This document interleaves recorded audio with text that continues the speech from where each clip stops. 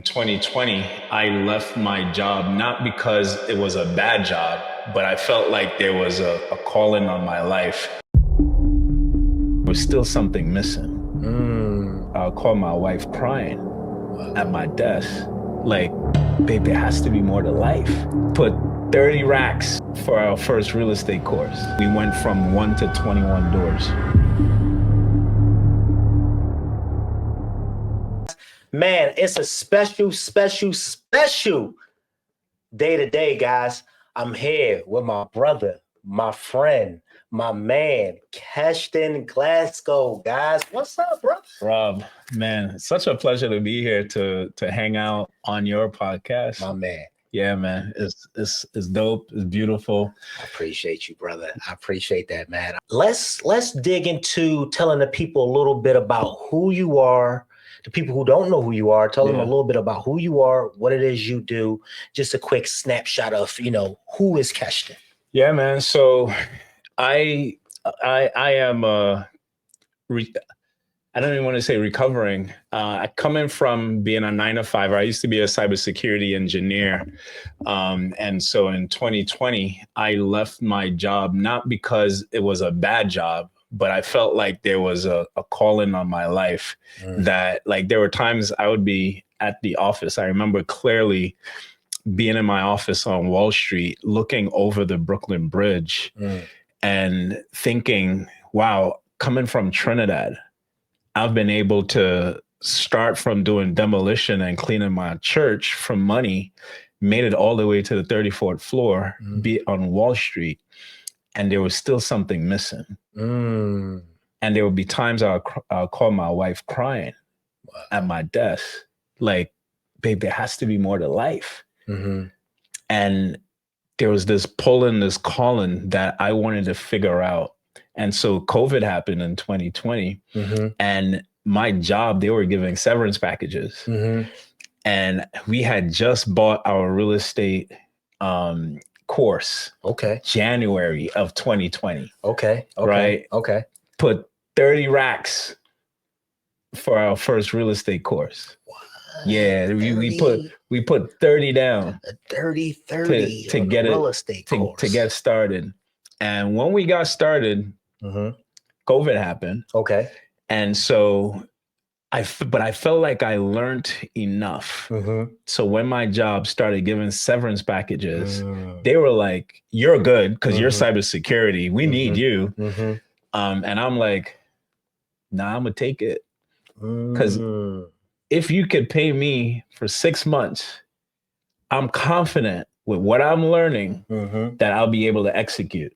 And so I hired a high performance coach. Other than the real estate coach, a high performance coach, to help me to with time blocking and just help me to I didn't know what it was I didn't write things down at that point in time. Like, I was just kind of winging it. And bro, when I left July 1st to December, my wife and I, we wholesaled 1.5 times my 6-figure salary that I used to make. Wow. Yeah. 1.5 times. 1.5 times. In 2021, we went from 1 to 21 doors. Wait a minute. Let's back up. Let's pause just for a minute. Let's put a fork in the roll right there for a minute. Wait a minute. Yeah. So you said in 2020, COVID was running time. COVID, you was still on Wall. You was at Wall Street at that time. Yeah. You took the severance. You left. Yep. Started wholesaling. So within the next 12 months, 2021, you had how many doors? 21 doors. 21 doors. Yeah.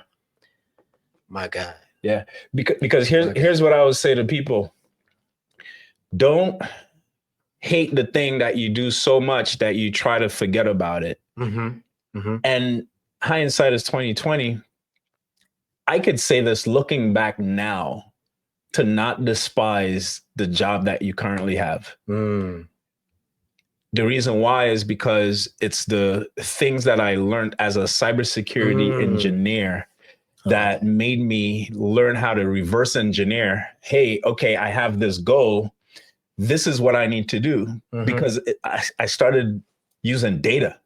to make decisions. Yeah. And so I'm like, okay, I want to have cash flow and I don't really have money. Matter of fact, when we started with $100,000 in debt when we started. Right? Wow. And so that's a whole different conversation. The level of focus, belief, and everything that you gotta have to the fact being that you're over 100K in debt, but you believe that you could achieve it. That part. Yeah. You made a decision. Yeah. And you mentioned wife too, because that's something you made a type of decision that you couldn't just make alone. I'm pretty 100%. sure your wife had a lot to do with that decision 100%. as well. How did y'all come together, man, as a union and scale so fast just within a year's time? 21 doors. So what you got to know is particular to that question with me and my wife, what you got to know and understand is for 2.5 years prior to that, I had shut down my Amazon business because my wife, like I was a terrible leader. Wow. And my wife started saying things that my ex-wife who I had to get a divorce. And I always joke and say I've been married 1.5 times before because I was married, got a divorce, and then I was engaged to be married and she gave me back my ring. Wow. Right? Wow. And I heard the same words from my wife starting to come out of her mouth that they both said. And I'm like, hold on. The common denominator is me. I shut down my business immediately. I was making over 30K a month on Amazon. Shut it down and started focusing on my wife and I.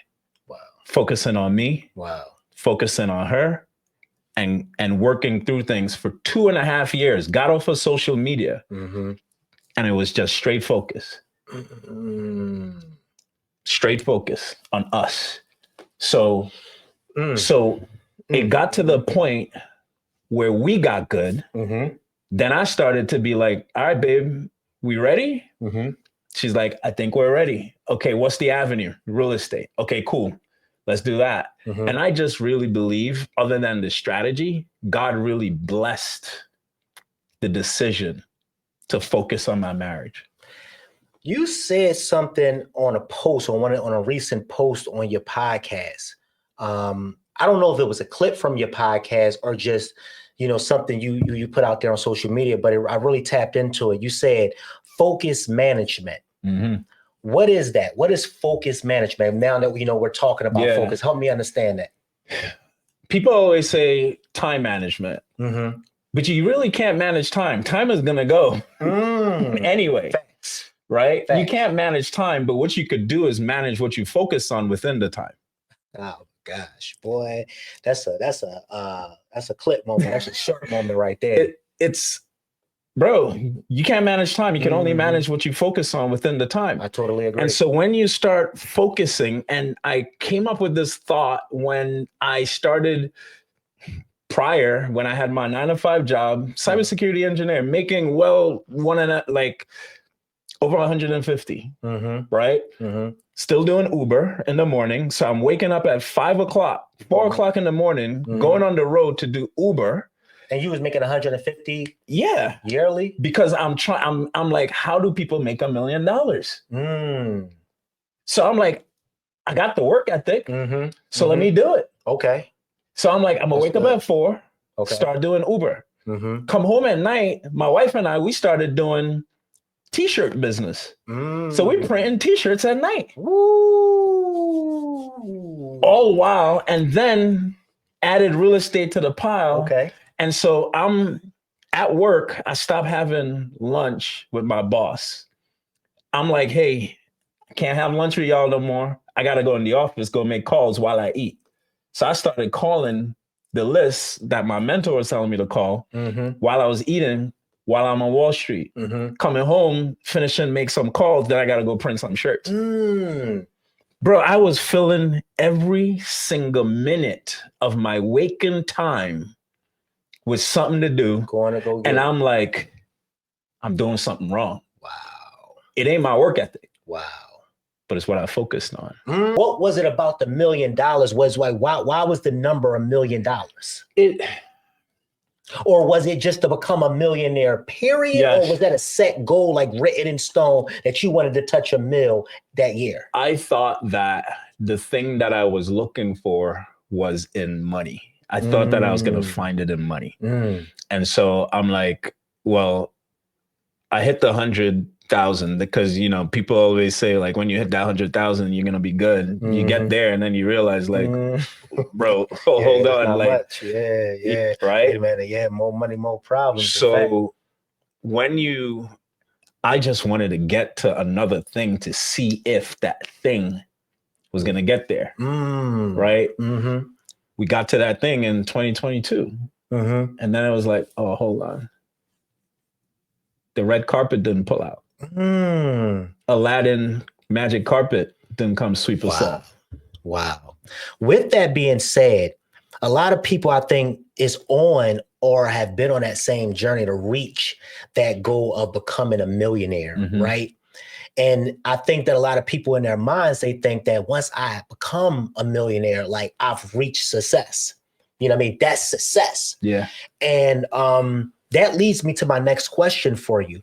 How would you define success? It's a powerful question.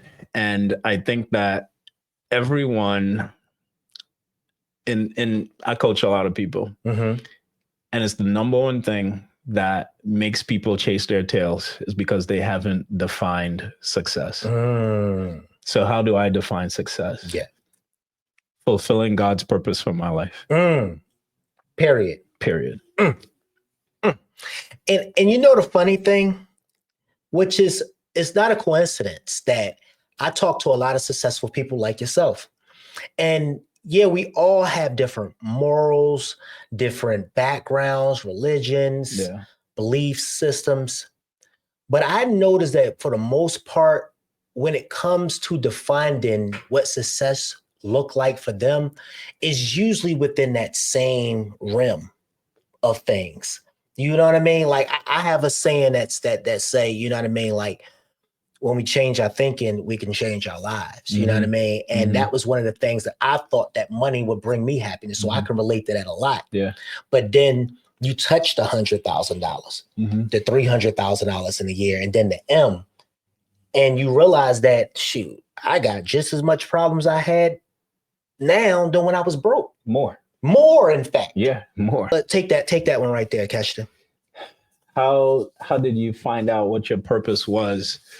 So it was actually on my real estate journey. It was on my real estate journey. Good question, Tim. Yeah, great question. And we joined same coaching program, sub 2. Okay.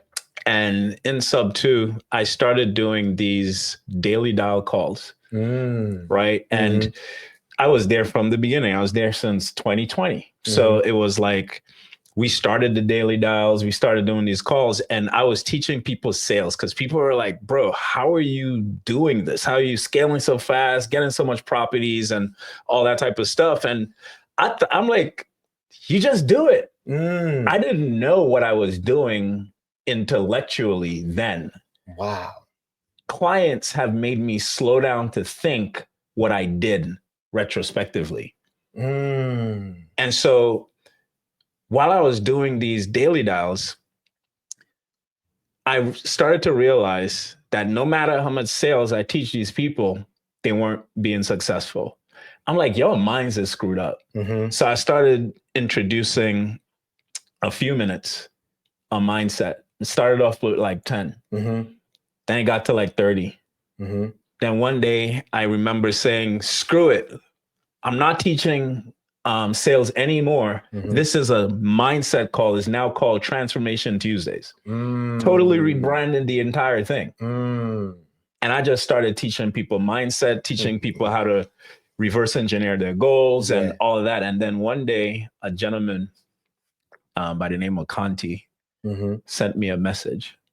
He said, I know you don't think you're good at this or you're an expert at this, but I'll pay you for you to help me in my business and in my marriage. Wow.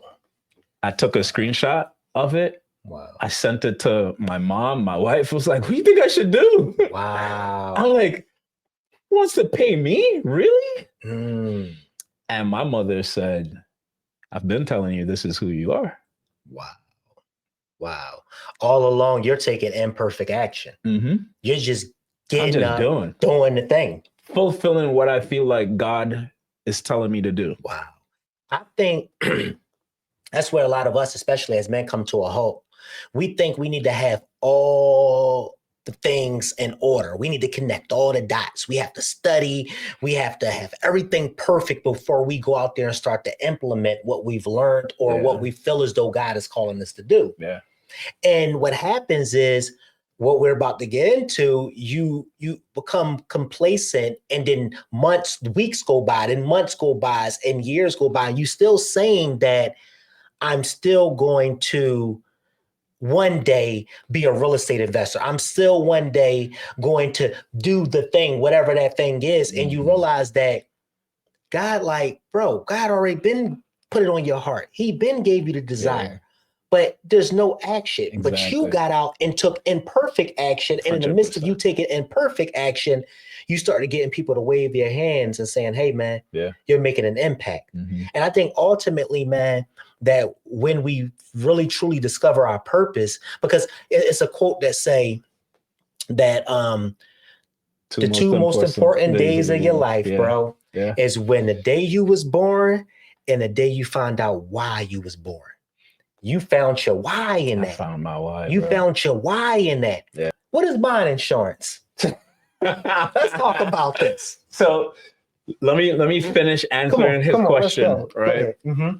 Because when I said yes to that guy, I helped him triple his business in 90 days. Triple his business. In 90 minutes? In 90 days. In 90 days. And then he was able to get back to a place with his wife that he wanted and with his kids. The feeling I got from that was better than any money I had made at once. And I have made over $500,000 in one deal. And I was like, wow. Purpose. Dude, I'm like, what is this feeling that I feel? Because I was hunting for it. I left my job because of it. And I felt it. And I'm like, I got to do this again. Yeah. And then I tried it again.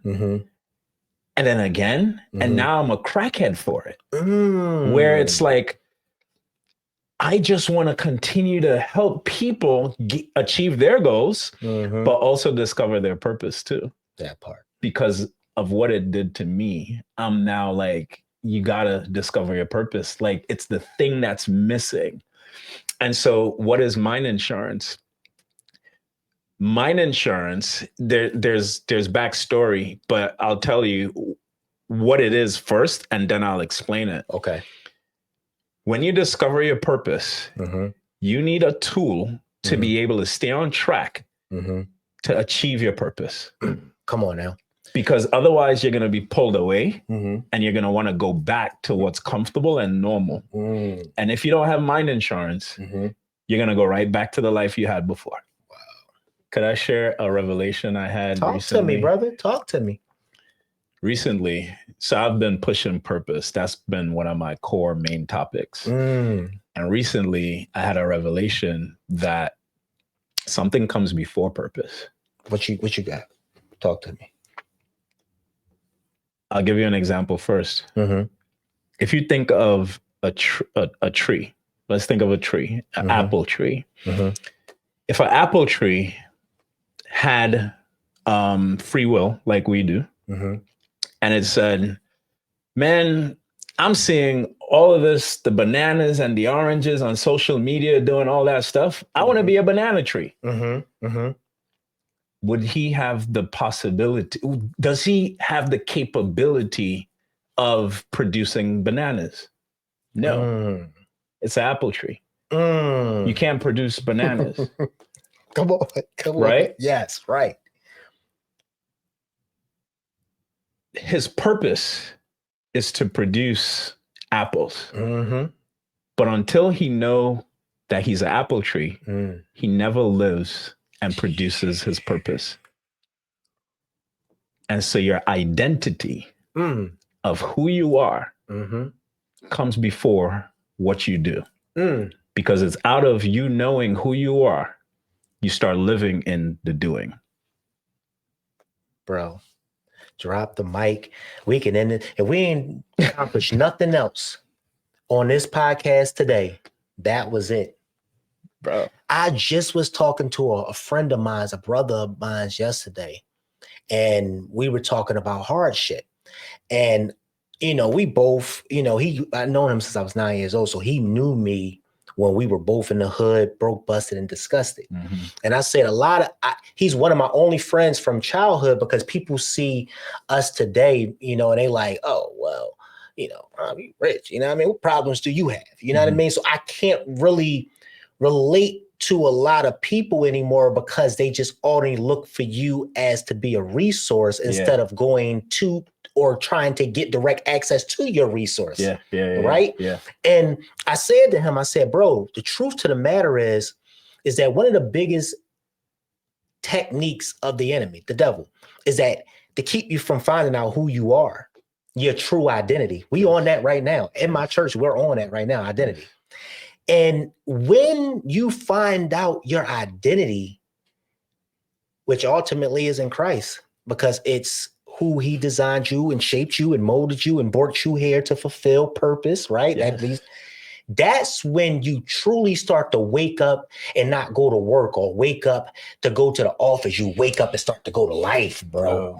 You wake up and start to go to life, bro. Bro, that's it, bro. Bro, I'm dead serious. I'm not perfect, but I'm dead serious. I wake up and go to life every day, and life is not perfect, but it's one of those things where I guess it came with that. I know who I am. Nobody can come along and tell me who I am not. I said to him, it's like somebody coming along and calling you Jeff. You're like, no, sir, I'm sorry. I apologize. My name is Kesh. No, you're Jeff. No, I apologize, sir. Grown man. You know what I mean? I've been here 40 years. I know exactly who I am. When you know your identity, bro, let's dig into that a little bit more, man. Let's dig into that, because I know you're going to will it home and bring that all in, right? Exactly. And let's talk about that a little bit more. You got to start from your identity, because when you know who you are, and this is the reason why when people say, I'm going to do 75 hard, I don't do that. I don't do 75 hard. I don't do those things. What is 75 hard? 75 hard is a challenge where people do, like, they work out, they don't watch TV, they don't so they lock in. They lock in, okay. For 75 days. Okay. Here's what happens after. They crash out. They crash out, and they go after the 75 days, they get the medal, the dopamine, and they're like, I made it. I got you. Why? Yeah. Because they tried to have behavioral modification and not an identity modification. When you only have behavioral change, you're using willpower. When you have an identity change, you've become the person that just does the thing. That part right there. That's why you start with identity. The reason why most people are not achieving their goals and being successful in life is because their identity does not match the goals that they are trying to get. Bro, real quick, what books, audios, podcasts, that you would consider that has added positive impact to your life, even in the past, present, that you would recommend to the audience? So the books that really changed my life to start desiring to live this way, one was The Difference Maker by what's this dude's name? John Maxwell. John Maxwell, that's my guy. The Difference Maker. That's my guy. Steve Harvey Jump saved me. Steve Harvey Jump. That book saved me in a transition that I was going through when I used to be a DJ, and I stopped being a DJ. I lost my identity because we used to play music around the world, and we had a lot of success, a lot of fame in that world. And when that went away, I went from being A1, that was my name, to being Kess, and I didn't know who Kess was. And so I lost my identity. I went to Egypt for 10 days just to try to find myself, right? Jump saved me to help me understand what the next thing was from Steve Harvey. Once I started getting into entrepreneurship and wanting to shift my mind, The Secrets of a Millionaire Mind, that did major work on me. Of a Millionaire Mind. Yeah, The Secrets of a Millionaire Mind. That helped me to go from, it helped me to realize how much of a worker mindset I had. And it helped me to adapt an entrepreneurial, a wealth mindset. So many things. One of the things that slapped me in the face, I still feel the imprint on my face from what he said in this book, was when he gave an example of commission. Bro, I used to laugh at people that worked for commission. I'm like, look at this commission, Brett. You hungry. Like, look at you. But when he broke it down, that as a 9-to-5er, you got a cap, right? Commission, you work based off of your work ethic. You don't got a cap. He's like, you never want to work for a cap. Bro, that thing slapped out like my entire perspective. I am laughing at the people who is actually doing it. Shift. I'm like, wow, hold on. Because what most people don't realize is their job is buying them at wholesale and selling them at retail. When they're paying a price for you, but the services that they sell is retail. You ain't lying about that. I'm gonna give you a prime example. I'm gonna read this question. I want to stay right there. How does one manage their mind to kill the noise of distractions in order to succeed? So that would make us jump into mind insurance. Okay. All right. Okay. So let's talk about mind insurance, and then I'm going to answer the question. You know how there's insurance for your car, insurance for your house, and the purpose of insurance is to help you when there's a crisis, an unexpected thing that happens. So you get in an unexpected accident or something just comes up, you have a policy that protects you, and they'll give you back the things that was damaged. Correct. Right? But there's no insurance policy for your mind. What protects your mind? And that's how I came up with the concept, mind insurance. We need something to protect our mind, which is kind of like the person's question. How do you protect your mind? Well, the first thing you got to do to protect your mind, I call it policy planning. Okay. You need to policy plan. What is policy planning? Just like a car, when it is that you buy a new car, let's say you buy a new Tesla, you're in the dealership, you're like, hey, I just got this new Tesla. Then the person on the other line would say, well, what year, what model, what color, how many miles you're going to drive? And they're going to ask you all of these questions. Yeah. That's the equivalent of your vision. Many people kind of waver in their thoughts and what they're doing because they don't have a clear vision. Because when you're locked in on what and why you're doing this thing, bro, you go through storms, but you're like, I know where I'm going. A clear example of this is when you have a sick kid. Like if your kid was sick now, and the only hospital that was open that could take care of him right now was in New Orleans, you would fly, you would walk, all day, right? Correct. Clear vision. Yeah. You know the outcome that you want. That's right. And so you would do anything, don't matter, to get there. Most people say they want real estate. I just want real estate. I want generational wealth. Well, that's the equivalent of me coming here and saying, put Smyrna in the GPS. I wouldn't find you. Correct. You got to give me a house number. Correct. The street. Yep. The town. Yep. And the zip code. That's right.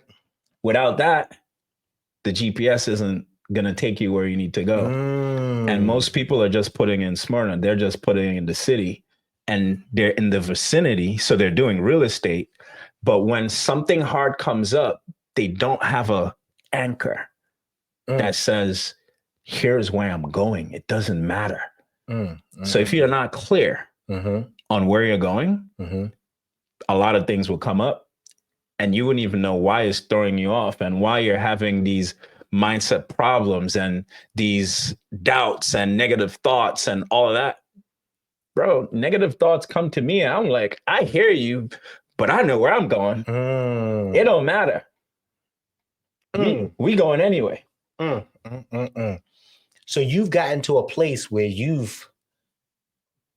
pay for that policy. You've invested in that policy of mine insurance. Oh yeah. So what you're saying, and I want you guys to realize that what he said was a powerful statement. He's done made a powerful statement. And the way he broke that thing down was with so much precision, guys.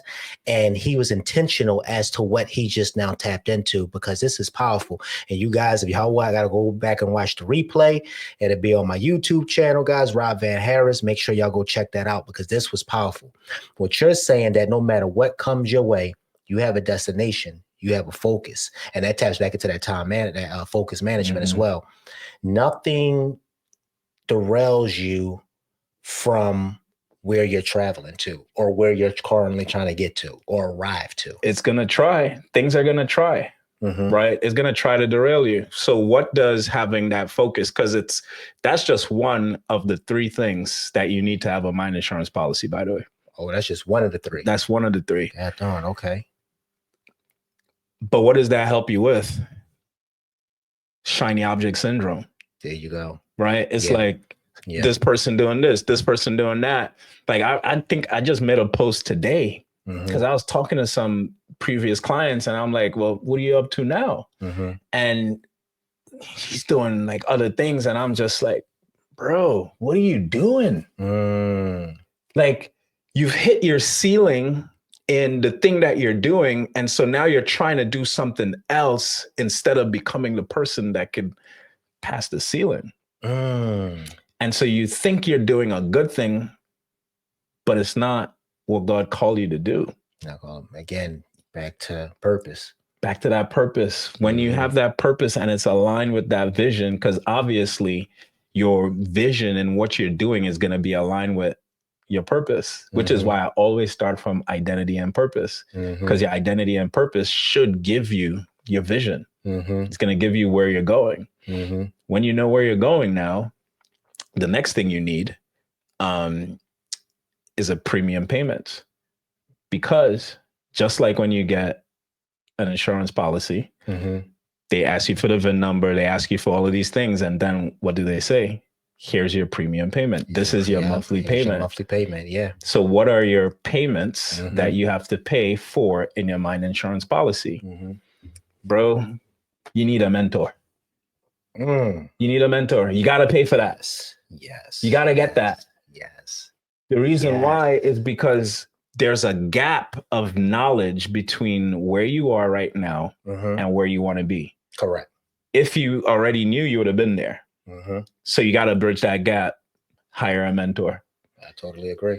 The next thing you need is a coach, because there's a difference between a mentor and a coach. Totally. I totally agree. Most people hire mentors expecting them to also be their coach, and they go wrong. Wow. So what are the differences? The first difference between a mentor and a coach is a mentor will give you the revelation of a thing. It's going to help you to understand the knowledge as to how to do that thing. A coach is going to teach you and help you how to get to the thing. I like that. Actually, I love that, bro. Right? Yes, I love that. It's going to help you get there. Great analogy, bro. You're going to get the accountability. You're going to get the steps. You're going to get the encouragement. Correct. people don't realize that LeBron, Kobe, Michael Jordan, all of these guys, yes, they had their main coach on the field, but they also had a high performance coach. Tim Grover was their coach, right? I can't remember the name of LeBron's high performance coach, but these people was there to push them to help them achieve their goals. But here's the thing. Social media has disintegrated how people look at this, because they'll be like, well, you're supposed to have done the thing. Have you done the thing? Their coaches didn't even play basketball. Wow. Their high performance coaches didn't even play basketball. Wow. But they knew how to push results and get results. That's it. You know what I mean? That's it. And your mentor is the person who should have had done the thing. Yeah. Because he's giving you the knowledge. The coach is helping you with implementation and integration. I love that. And there's one more I like to add to that. I totally agree 1000% of everything you just now touched on. It's one more layer I like to add to that. Mentor, coach, and cheerleader. Oh, you need that. Cheerleader, bro. You need that. Cheerleader. Who's the cheerleader in your life, bro? Bro, I have a few, man. I have my wife, number one. I have one of my boys, Don Rich. He used to be, I mean, he's in sub 2, but he does a lot of different things right now. I got my parents, bro. My parents are so proud of me, man. I see that too. I seen that. My parents are so proud of me, bro. They always there when I'm down, and but it's really my wife, man. I cry on my wife. Probably like, I haven't done it in a minute, but it's typically like once every 6 months. Wow. When things is just rough. And I'm like, babe, this crap is hard. Wow, bro. She's like, you got it, man. Do y'all work in business together too, you and your wife? Yeah. How do y'all make that work? Business, life? Because life is life, and bro, right now we and it's a lot of fear out here in the air right now. And it's one thing to go into an office and be around, your colleagues and your peers and things like that. But y'all working together and y'all going home together, waking up together. Like, how do you make that work? Man, it's something that we had to figure out, bro. Because we failed at this a lot. And again, that 2.5 years really helped prepare us. When we moved to Georgia, even when we started the real estate business, it was still really bad. And when I say bad, I mean like I'm leaving the house ready to leave bad. I'm like, I remember when we was in Georgia, bro, and I called my dad and I'm like, bro, I don't know if I can do this. Just do what? Like life or life with? Just do marriage, bro. Do marriage, okay. Yeah, bro. I'm like, bro, I don't know if I could do this. Wow. Because my ego was in the way, man. Honestly, bro. My ego is in the way where so I made serious moves to come to Georgia, where I told my wife, hey, her mother had leukemia. She was sick with leukemia. Oh, wow. And we lived in New York at this time. And one day I'm doing my devotions and God clearly said, take your wife and go to Georgia, go take care of her mom. Wow. And there's a whole story with that, but just being obedient to God, you got to have context to this as to like what happened. I bought a house. My parents lived upstairs. I had a tenant on the top floor. I'm living in New York City, not paying for rent, making good money. We're good, right? My son lives one traffic light away from me. And God is telling me I got to go to Georgia. Right? Think about the conversation. I remember sitting on the stairs with my son, telling him that I got to leave, and we're both crying, bro. You know what I mean?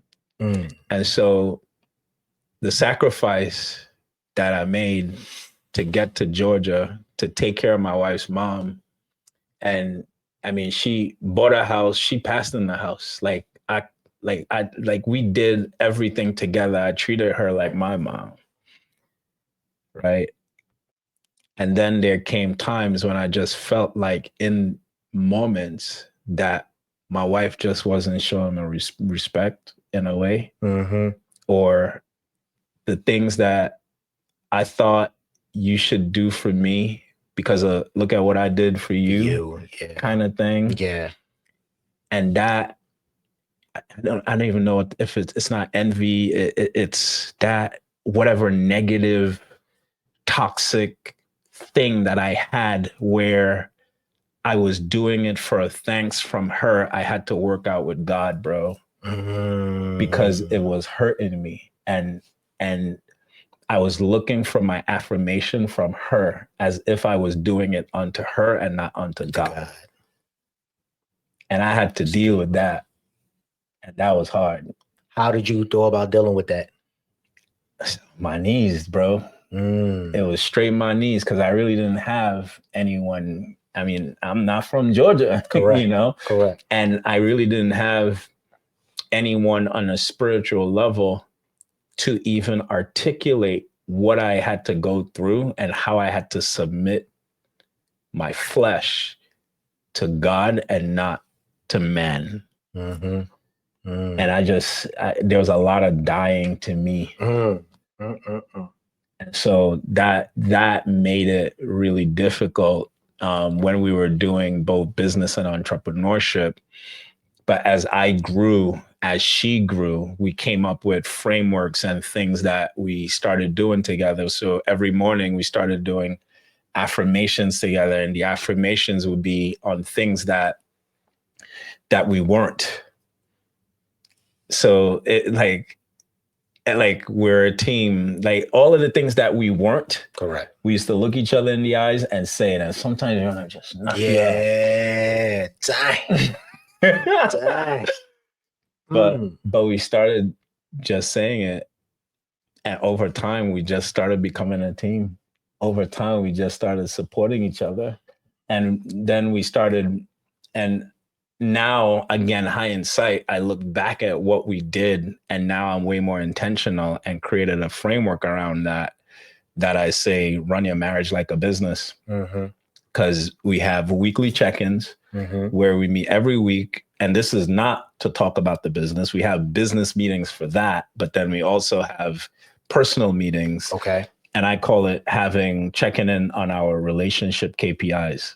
Relationship KPIs. What are your relationship KPIs? Just like how in a business, real estate, you got key metrics like how many calls did you make? That's going to lead to how many leads you got, then conversion and all of the things. That's right. What are the key metrics in your marriage and your relationships that you need to hit?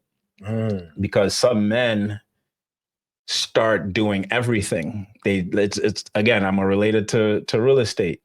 They use all the marketing strategies, right? They cold calling, they're doing direct mail, they're doing all type of stuff to try to get one lead, and they may get a lead, but they don't know what really worked. Correct. In the same way, you could buy your wife gifts, you could do that, and you get frustrated, and then you say, but look at all the things that I'm doing. Yeah. And you still want more. Still not enough. Exactly. Yeah. That's because you don't understand the real KPIs. Wow. You don't understand the thing that actually moves the needle. And so we went through our process of understanding our relationship KPIs, and we meet and talk about those things like what are you in the area of sexual fulfillment, rated from 1 to 10. She would rate it, and we go through our KPIs, just like literally from 1 to 10. What are you? Oh, you're a 5. Okay, what would make it a 10?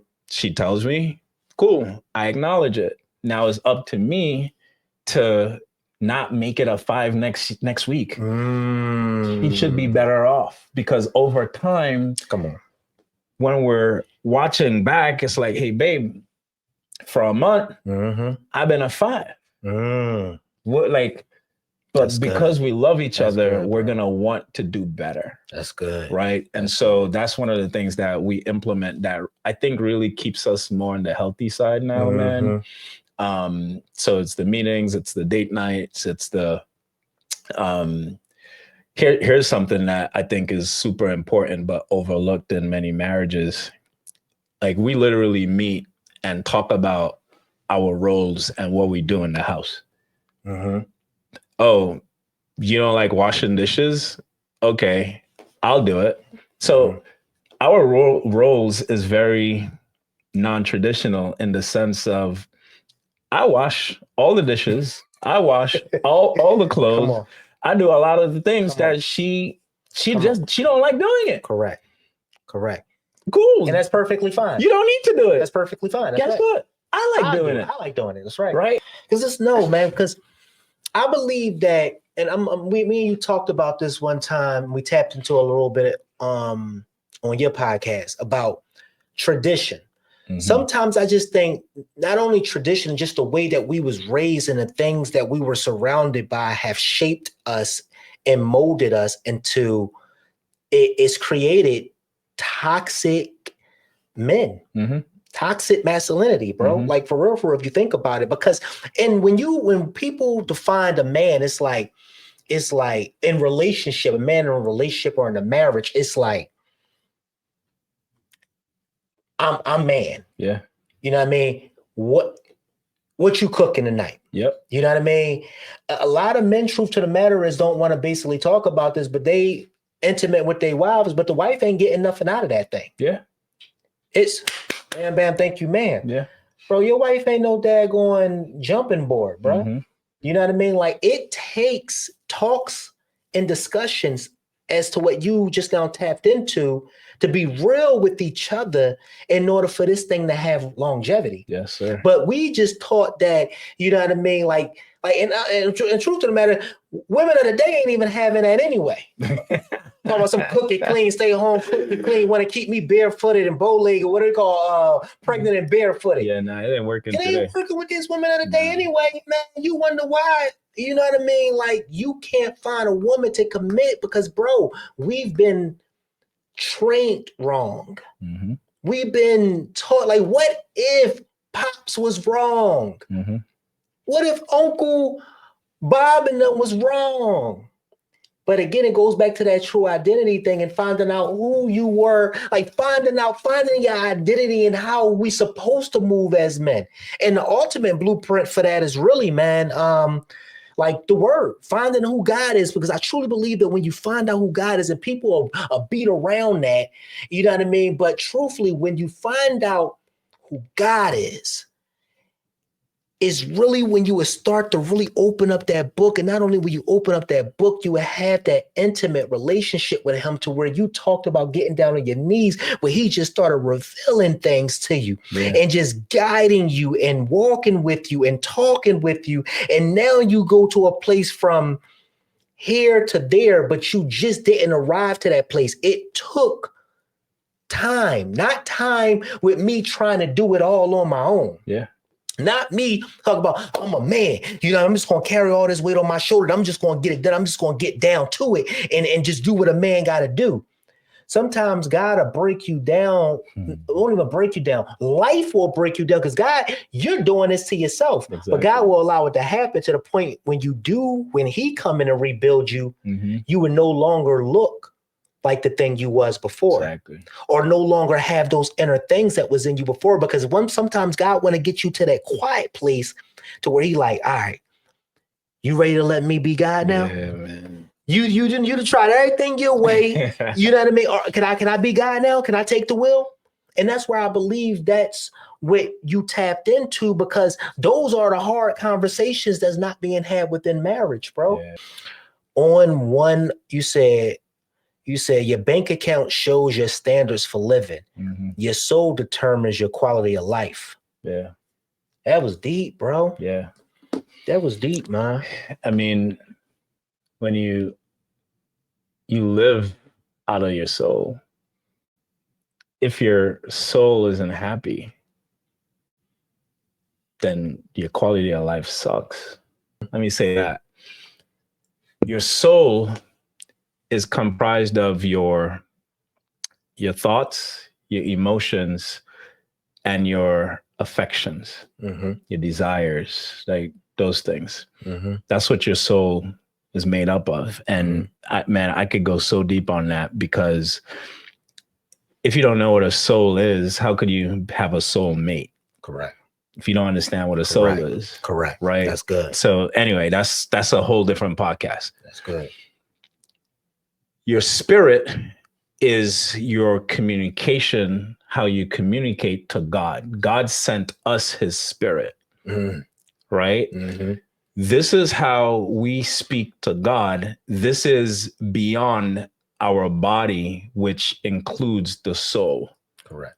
Right? Correct. So that spirit is how God talks to us, talks through us. I want to touch on somebody that's in a position, they have very low or no money. They getting hurt by the economy. Real estate, I hear agents all the time, real estate game, shout out. I don't have any listings. The market is horrible. Investors right now, this is the worst 2 years in investing ever. But people like you and I are still thriving. Why is that? Like, what would you recommend somebody that's in a position right now, a bunch of doors, bunch of houses, bunch of multi-families and things like that? What would you recommend they do? So my answer is going to seem very, is going to be like, that's too slow, or that's too, but I really mean this. I would literally start by knowing who you are. I would still start there. Knowing who you are. When you know who you are, and then why you're here, and then you take that to then apply it to the skills that you already have. You have that vision. Okay, what's the vision? Where am I going? Down to the address. What is, like, how precise? Okay, you're a real estate investor. You want X amount of doors, but based on your purpose, you probably want group homes, or you want assisted livings, or you want, so you apply the thing or strategy based on your purpose, not just to make money. When you start doing that, you will make money, because you will now become a brand. People will know you for that. You would be loud about that. And now you're only doing that. People only come to me for mindset stuff. Why? Because I'm living in my purpose. So they know, oh, you want mindset? Go to Keston. Oh, you want to achieve a goal? Go to Keston. Oh, you want marriage stuff? Go to Keston. Yes. Anything with life, go to Keston. Right? That's why? Right. Because I live in my purpose. And so when you apply this to real estate, then you define the goal, but then you reverse engineer. Okay, I want 21 doors in 12 months. Okay, cool. Yeah. What's your budget? How do you get it? That's good. Like, you start thinking, what's my acquisition process? What's my exit? What's my, all of these things? And so I'll just give this really quick game, because this is how I did it. I wanted to get 21 doors. I wanted more. I wanted 20, 28. I was short. But I wanted about 7. Okay, but still in a year, 21. That's still huge accomplishment. Okay. So what I decided, I'm like, okay, who do I need to speak to? I decided I wanted to talk to tired landlords. So what did I do? I started looking for tired landlords, people who own property for more than 10 years, but they had more than 4 properties. Why? The likelihood of somebody that's owning properties for more than 10 years that has more than 4, they didn't just get a property and had to deploy or go somewhere and became a landlord by mistake. So now when I'm pitching them creative, they already heard it. Boom, you already heard it. Now the conversation is a lot easier. Now, once I get you to like me, and you sell me the first home, like clockwork, I'm calling you every month to make sure you got your money, to ask you about your cat, to ask you about your daughter and your family. You got to like me. I want you to love me. I'm bringing you stuff. That's good. Right? That's good. Now you like me. Now I'm bringing you stuff. Now you know that this guy is a good guy. By month 3, like clockwork, you're going to tell me about all the other properties that you want to sell. You ain't lying. And so I've bought 8 properties from this one, 5 from this one. I didn't buy from a whole bunch of sellers. It was like 3. They just sold me all. Yo, that's why you treat your clients like it's your first and your last. It's all about relationship, and treating people the way that you would want to be treated.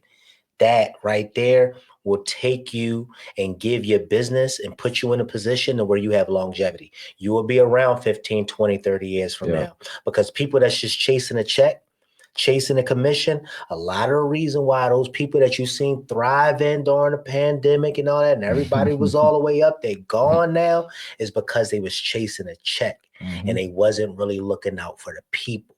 They wasn't looking out for the best interests of the people. And that's the real truth, the hard truth that nobody want to make mention of. Because when you treat people right and you're really treating people the way that you would want to be treated, ultimately, man, people going to want to do business with you. People is going to give you referrals. People are going to tell other people about you, man.